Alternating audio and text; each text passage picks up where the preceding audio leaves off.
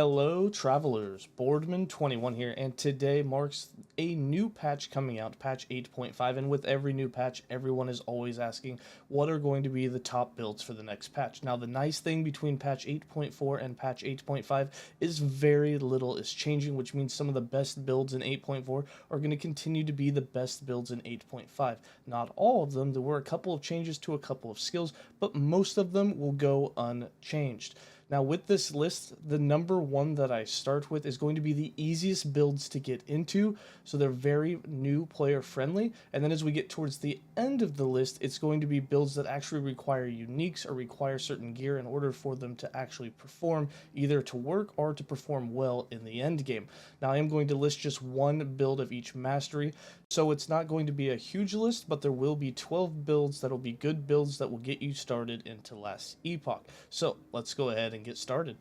Coming in at the number one spot, and it should be no surprise as one of the easiest builds to get into last Epoch, is the Void Knight Autobomber, and in the description below I will be linking the level 100 version of this build that I've done a video guide on, as well as a 1 to 75 to get you going if you're a new player that's just getting into the game, so that you can enjoy it as well with the easiest time possible to get into it. This one is played as a Void Knight Mastery in the Sentinel class, and with it you're basically a spellcaster that's a big tank, and you're leeching a huge portion of the damage you do to always keep your health full. With this you have a lot of AoE, and you do huge chunks of damage, and this build has risen to the top and has become one of the best builds and easiest to put together because of the way that it scales with Vitality, which is something that adds base damage to all of your skills, while at the same time giving you a bunch of health and health regen, which is huge for the build. Well, maybe not so much the health regen, but having huge portions of health, up to 5,000 or 6,000 by the time you get some really good gear in the end game,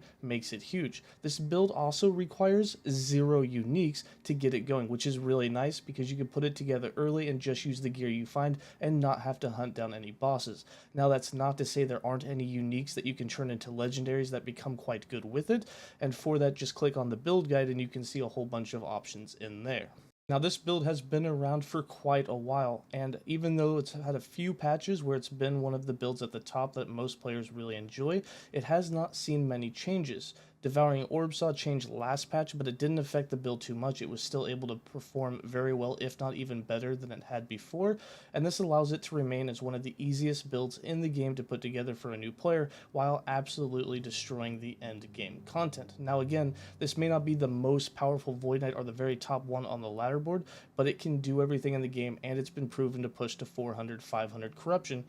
in the Monolith of Fate. So if you're looking for a build to get into the game that's quick, easy, and very fun to play, the Autobomber is definitely one I'd recommend. Coming in at number 2 is the Necromancer Abomination build, and with this you're basically building a one-hit KO machine. The Abomination with its recent rework can be spec'd so that it doesn't decay health, which allows it to have 100%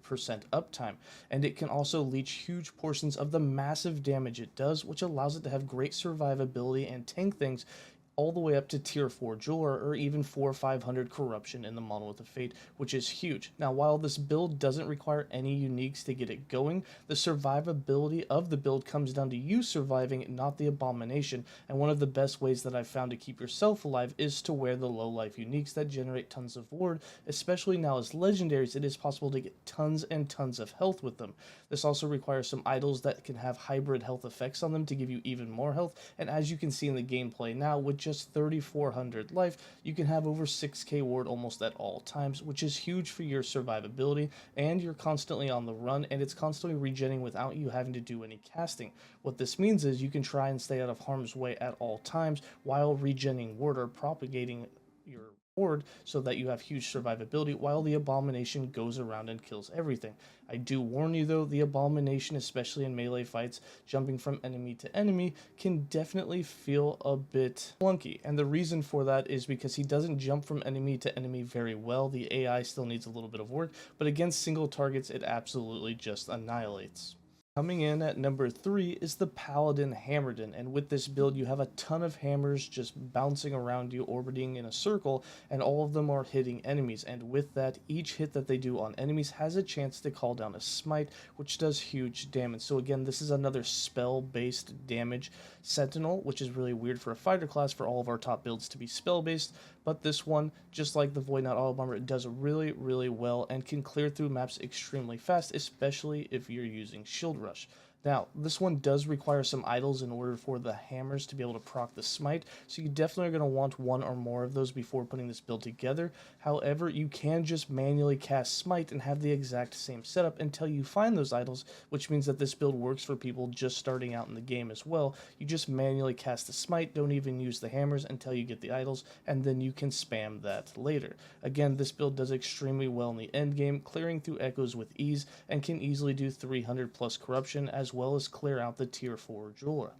Coming in at number 4 is the Forge Guard Manifest Armor, and while this is a minion build, it's kind of a hybrid build, but it's also one of those builds where you still feel really, really tanky, which allows you to have great survivability. In the case of this, you can use Shield Throw to get you to have a ton of armor at the same time as making your Manifest Armor apply a ton of bleeds, and this is a bleed damage version of Manifest Armor, not a hit damage version, and it still does very well. Now, you can play either way, and neither of them really require uniques, but there are some uniques that you can use that do an extra ton of damage, such as in this case using the wing guards as a pair of gloves that give a ton of extra melee attack speed to your Manifest Armor. Now again, this one comes together quite early and you can level it throughout the campaign, and then in the end game it can absolutely destroy targets. Again, the main thing is going to be your survivability, but between Shield Throw giving you almost maxed out armor and having the banner from Javelin that can heal you for a ton every second that you stand in it, as well as increase the damage of you and allies, which would be the Manifest Armor,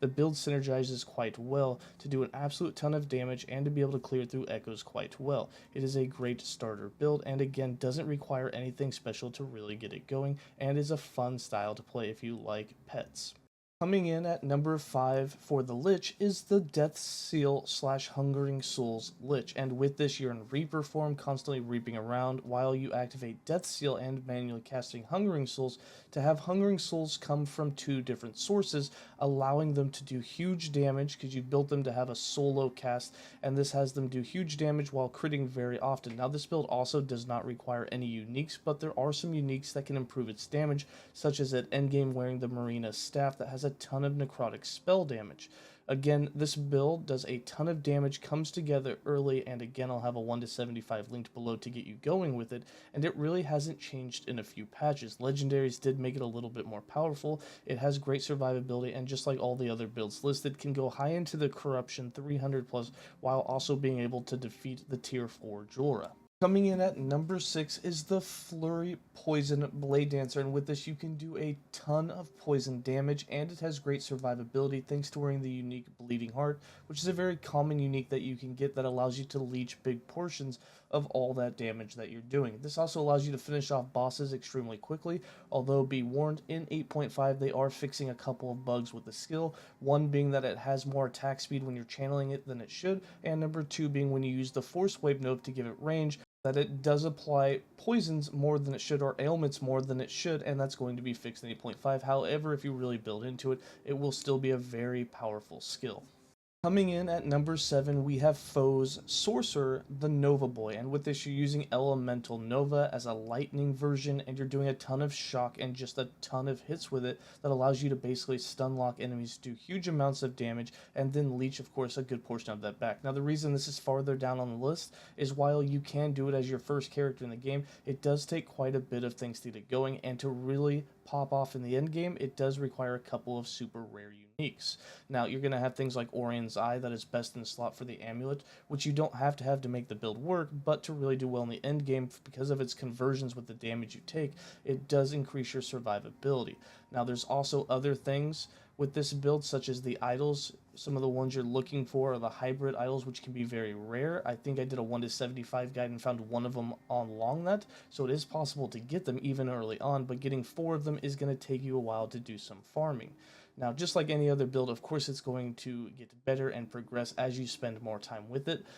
but this one is a little farther down on the list because it will take you some time to completely get it together. But if you know what you're doing and you've played it before, it does work as a first-time character as well. Now, this build really hasn't changed in like a full year, and while it has received some nerfs in total damage output, it still works extremely well. Coming in at the number 8 spot is the Druid class, and with it the Earthquake Werebear, which was once popular back in 8.1 or 8.2 when it first came out, when the Boulder's Wrath unique was implemented, and then it got heavily nerfed to where it was basically no longer viable for the Druid class, and then in patch 8.4 with the rework to the Druid class, it became viable once again, stronger than ever, and does really well in the end game. Now it does work a little bit differently now. Instead of using a movement skill in order to proc the Earthquake, instead you are using Maul, which is a skill that can proc a bunch of other skills when you're in Werebear form, and while they all are supposed to consume a bunch of rage, there are ways to synergize it with the Spriggan form in order to basically have unlimited rage, so that you're able to just constantly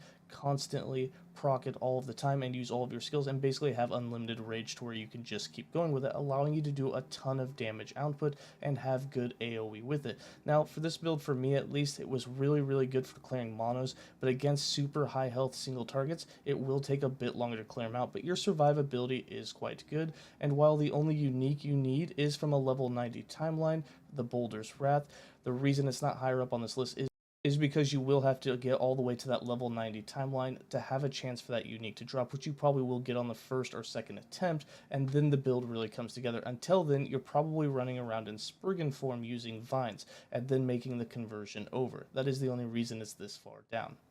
But overall, it is a very good build.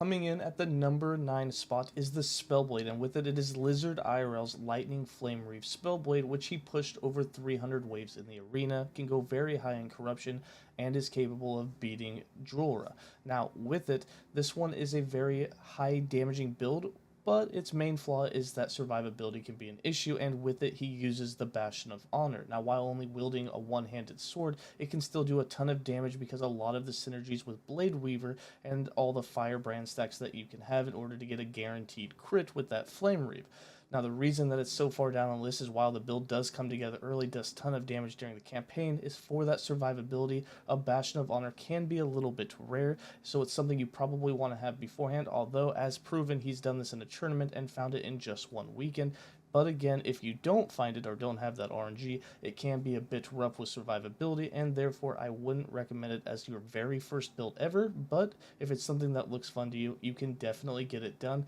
and Lizard has proven that you can do it in just one weekend. Coming into the number 10 spot is Lizard IRL's Bow Mage, and with this it's a marksman, and it is a very powerful bowman. Now this is so far down the list because it does require a unique in order to get the build to mechanically work like this, and it's completely switched over from doing physical damage into doing cold spell damage, which means that you are a spell damaged bow, hence the word Bow Mage. And for that, you're doing huge damage with icicles, they have huge range, and you have a lot of AoE, which allows you to clear through maps extremely quickly, especially in the end game. It's been proven to go high in corruption, and it can do 𝐁𝐿𝐴, as well as does pretty well in the arena. And legendaries introduced in patch 8.4 have only made it stronger, allowing you to put on things like arrow guard so you can get a bunch of glancing blow, and be able to get even more damage into the build, as well as more health and an easier time getting your resistances. Again, all that does take time, and again, the reason it's so far down the list is it does require a unique, which is that bow, the Reign of Winter, which you get on a level 90 timeline.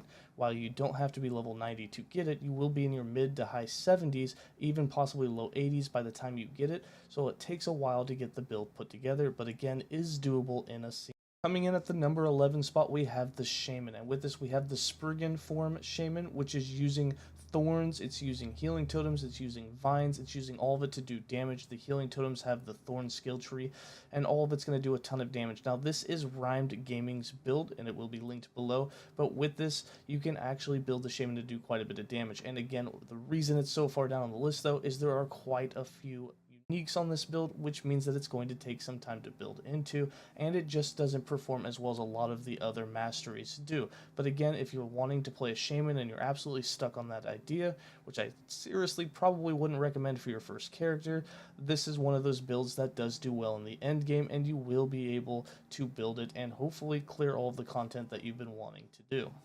And coming in at the number 12 and the last spot on this list is the Beastmaster. And I had to have something go last. And the only reason this build is last on this is because the helm can be difficult for some people to get. It's not something you'll probably find the first day. Although, if you have great RNG, it could happen. There are timelines you can farm for it. But for most people, it's something that they farmed over and over again for days before they found. And without the helmet, you can't have the squirrels. While the build will still work as a wolf build until you get to the point where you have squirrels, I have found the squirrel build to just be so much more powerful than wolves and feel so much better because of how many minions, or companions in this case, you actually have attacking, that it feels really, really good. And it is a very fun build, and it visually is very pleasing watching your squirrels go absolutely rampage on every enemy that they find, and it does well in the end game, pushing high corruption and capable of doing Tearful Draw. Again, there may be some uniques that you want for this build in order to increase your survivability, such as the Shield, the Bastion of Honor, but they are not necessary to make the build work. The only unique, again, is the Scurry and Rage Helm in order to be able to transform your wolves into squirrels, and it's the only reason it's at the very bottom of this list. It is a very fun playstyle, so if you're looking to get into something and you really like companions and you want a lot of them, and you want them to have great survivability, this is a build that probably won't take off the very first day, but again, you can build into wolves, you can make it work until you find the helm and then get the squirrel. And it will come together quite well once you have that, and do quite well in the end game, even if it is your first character.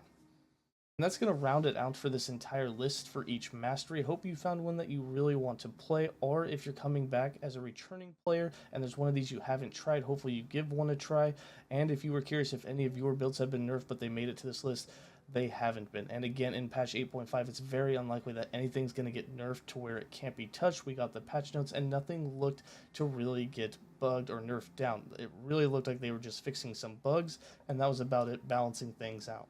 As always, stay safe and have a good day.